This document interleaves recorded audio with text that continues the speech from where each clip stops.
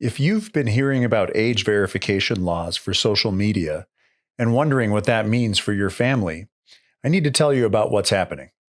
Governments are passing these laws saying that they're protecting kids. What they're actually doing is creating massive databases of children's identification documents and biometric data. And those databases are getting hacked. Hi, my name is Ben. I'm the family IT guy. I'm a dad and a cybersecurity expert with 30 years of experience. Countries around the world are passing laws that require age verification for social media.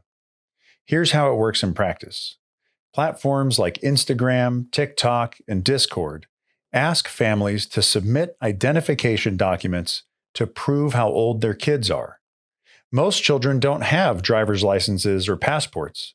So what ends up happening is that parents submit their own IDs, their own driver's licenses, their own passports, and then they verify their child's age.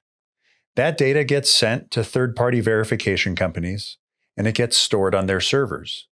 The whole idea is to keep kids off certain apps or at least make it harder for them to sign up. That's what these laws are supposedly designed to do.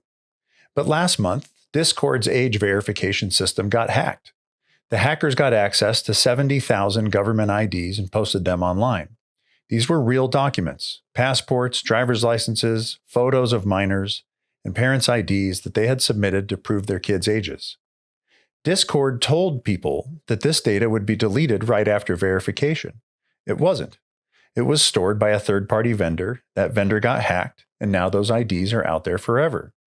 And if you think that's as far as this goes, let's talk about Roblox. By the end of this year, Roblox is requiring all users to complete facial age estimation if they want to use chat. That means your child opens the app, turns on the camera, and they have to let an AI system scan their face to estimate how old they are. If they don't want to do the facial scan, the alternative is to submit a government ID. This isn't optional. No face scan or ID means no chat, which is a core feature of the platform. Roblox has 112 million daily active users, and 40 million of them are under 13 years old. They're collecting facial scans from children as young as 5, sending that data to a third-party vendor called Persona, and promising that the images are deleted immediately after processing. Does that sound familiar? That's the exact same promise that Discord made before they got hacked. So now we have a pattern. Discord collected IDs, promised they'd be deleted, stored them with a third-party vendor, and got hacked. Roblox is collecting facial scans, promising they'll be deleted, storing them with a third-party vendor, and calling it safety. This reveals 3 real problems with how people are thinking about these laws and these platforms.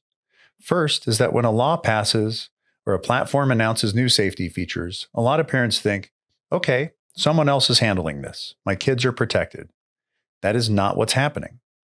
What is happening is these laws and these platforms are creating massive centralized databases of children's personal information, photos, full names, and home addresses. And those databases become targets. The law doesn't protect your kids. It creates a honeypot of sensitive data that hackers want to steal. Second, even when you think you're doing the right thing by complying with the law or following a platform's requirements, you are still the one dealing with the consequences when something goes wrong. When your child's ID or their facial scan gets stolen, the government doesn't fix it. The platform doesn't unleak it. They can't. That responsibility never left you, even though it felt like you were handing it over to someone who knew what they were doing. Third, this data doesn't expire. A leaked ID doesn't get deleted from the internet. A facial scan that ends up in the wrong database doesn't go away. It's permanent. That's the trade you're making when you submit these IDs or allow these facial scans. And most parents don't realize that's what they're agreeing to. So here's what you need to understand. These laws regulate what companies have to do. They don't regulate what happens in your home. They don't make your family's decisions for you. The law doesn't decide if your child has a smartphone. You do. The law doesn't decide what apps are installed on that phone. You do. And the law definitely doesn't decide whether you hand over your family's IDs or allow facial scanning. You do. So let's talk about what you actually control and how to think about this differently. Before any platform even asks for an ID or a facial scan, ask yourself, Is this platform worth the risk? Not every app deserves access to your family's home address or your child's biometric data. And if Roblox says your kid can't chat without a facial scan and that feels wrong to you, then maybe the answer is no chatting on Roblox. If TikTok asks for your driver's license to verify your daughter's age and that feels invasive, you can say no TikTok. These are completely valid choices. When a platform does ask for ID or a facial scan, use that friction as a decision point, not as a hurdle to overcome. The law in these platforms make account creation harder, and that's actually useful. That's a natural stopping point where you get to evaluate. Does my kid actually need this? Is this worth what we're giving up? Don't treat the ID request or the face scan prompt as just another step in the sign-up process. Treat it as a red flag that says stop and think.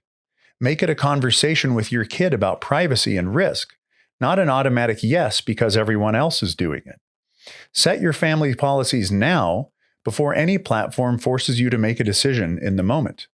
Don't wait for Instagram to ask for an ID or for Roblox to prompt for a facial scan and then figure it out. So, what is your family's approach? Maybe it's if a platform asks for your ID or wants to scan your face, the answer is no. Whatever your policy is, you can make that decision now proactively. Laws don't protect your family. You protect your family by making clear, informed decisions about what you control in your home with your devices and your rules. That's where your family's safety actually lives. Not in a government database, not in a platform's promise that they'll delete your data.